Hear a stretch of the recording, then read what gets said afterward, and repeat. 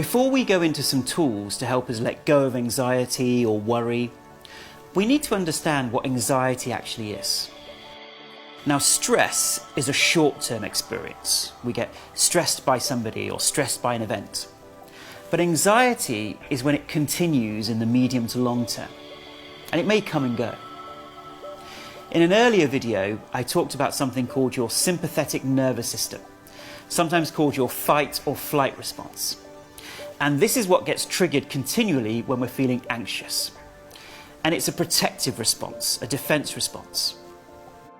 And that response has two main aspects: a physical response and an emotional response. Physically, your body may tense up. You might notice your heart rate going higher than normal, or trouble sleeping. Emotionally, you might have racing thoughts, restlessness, trouble concentrating. This is our body's natural response to physical threats, like when a wild animal is attacking us, so we're protected.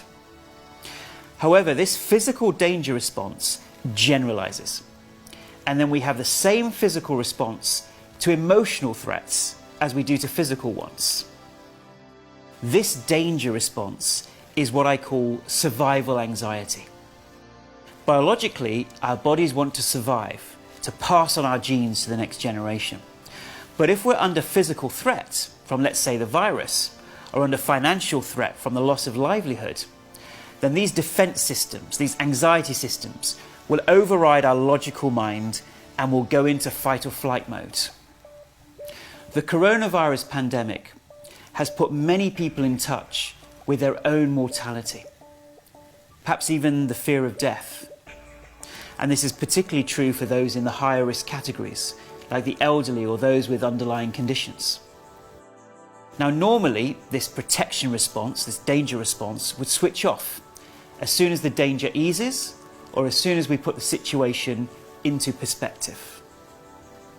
But sometimes the brain can get stuck in a loop when we're feeding those anxious thoughts, and that keeps overprotecting us in an anxious way to warn us.